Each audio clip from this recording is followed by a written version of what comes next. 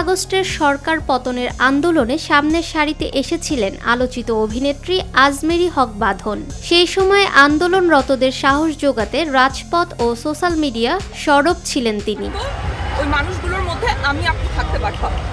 পট পরিবর্তনের পর অন্যদের মতো তিনিও ভেবেছিলেন ভালো কিছু হবে, নতুন বাংলাদেশ দেখতে স্বপ্ন বুনেছিলেন। কিন্তু চোখের সামনে অভিনেত্রীর সব আশা নষ্ট হয়ে যাচ্ছে বলে মন্তব্য করেছেন তিনি। দেশের বর্তমান পরিস্থিতি নিয়ে ক্ষুব্ধ ও লজ্জিত তিনি। সংবাদ মাধ্যমকে দেওয়া এক সাক্ষাৎকারে এই কথাগুলো বলেছেন বাঁধন।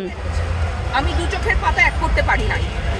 তিনি বলেন, আমি স্বপ্ন দেখেছিলাম একটি ভালো দেশের, ন্যায় বিচার, সততা ও আশার ওপর গড়ে ওঠা জাতির। কিন্তু সেই স্বপ্ন এখন চূর্ণ বিচূর্ণ। একই দুর্নীতিগ্রস্ত পচে যাওয়া ব্যবস্থা এখনো রয়ে গেছে, যা প্রকৃত পরিবর্তনের সব আশা দমন করে ফেলছে।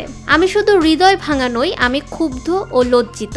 আমার তীব্র বিষণ্ণতা আছে। আসলে অনেক আশা ছিল, সব আশা চোখের সামনে নষ্ট হয়ে যাচ্ছে, স্বপ্নগুলো ভেঙে চুরমার হয়ে যাচ্ছে।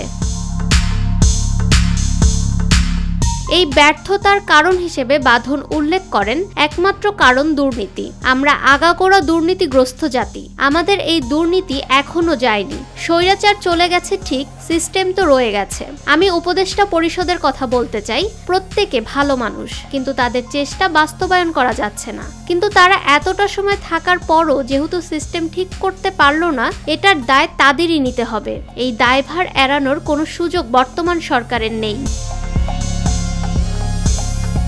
তিনি আরও বলেন, আমার কিছুই করার নেই। যতটুকু করার ক্ষমতা ছিল জুলাই আন্দোলনে ওদের সাপোর্ট করেছি।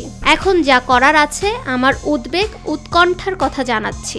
আমাকে অনেকে বলেছে তোমার রাজনীতিতে যোগ দেওয়া উচিত। উত্তরে বাঁধন বলেন, আমার এই জীবনে কোনোদিন কোনো রাজনৈতিক দলে যোগ দেব না, কিন্তু রাষ্ট্রের একজন সচেতন নাগরিক হিসেবে কথা বলে যাব, অধিকার চেয়ে যাব, স্বাধীনতা চেয়ে যাব।